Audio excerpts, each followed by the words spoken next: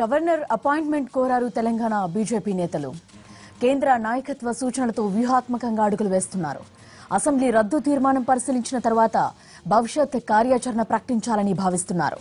తెలంగాణలో రాష్ట్రపతి పరిపాలన విధించాలని డిమాండ్ చేసే ఆలోచనలో ఉన్నారు.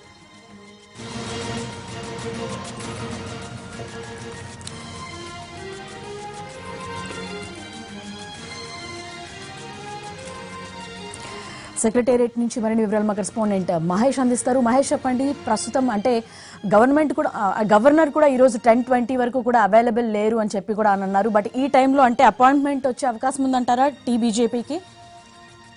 జ్యోతి, ఏదైతే బీజేపీ కీలకంగా వివరించబోతున్నట్టుగా మనకు కనిపిస్తుంది. ఎందుకోసం అంటే ఒకవేళ ముఖ్యమంత్రి కేసీఆర్ ఏ నిర్ణయం తీసుకున్నప్పటికీ కూడా అది రాష్ట్ర వరకే పరిమితమై ఉంటుంది.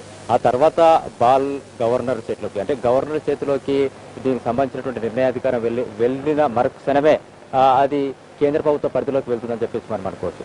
సో కేంద్ర ప్రభుత్వంని లీడ్ చేస్తుంది. ఈరోజు కేంద్ర ప్రభుత్వంలో ఉంది బీజేపీ కాబట్టి బీజేపీ ఏ నిర్ణయం తీసుకుంటుంది అనేది నెక్స్ట్. అంటే కేసీఆర్ చేతిలో కేవలం అసెంబ్లీని రద్దు చేసే అధికారం మాత్రమే ఉంది.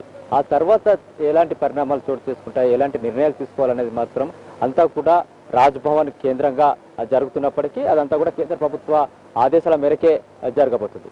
సో ఈ నేపథ్యంలో బీజేపీ కేంద్ర నాయకత్వం ఇక్కడ రాష్ట్రంలో జరుగుతున్నటువంటి పరిణామాలపైన దృష్టి పెట్టినట్టుగా మనకు ఉన్నటువంటి సమాచారం. ఇప్పటికే మనం ఒకరిద్దరు ముఖ్యమైనటువంటి నేతలు, రాష్ట్ర వ్యవహారాలు చూస్తున్నటువంటి ముఖ్యమైన నేతలతో, బీజేపీ నేతలతో మాట్లాడినప్పుడు వాళ్ళు గవర్నర్ అపాయింట్మెంట్ని కూడా తీసుకున్నారు.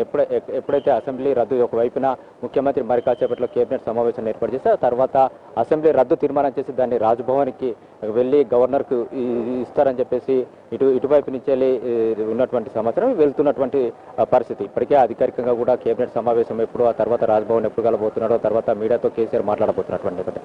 ఇదే నేపథ్యంలో బీజేపీ నేతలు కూడా ముఖ్యమంత్రి కలిసిపోయిన తర్వాత తమకి రాజ్భవన్ గవర్నర్ అపాయింట్మెంట్ ఇవ్వాలని చెప్పేసి కూడా కోరారు.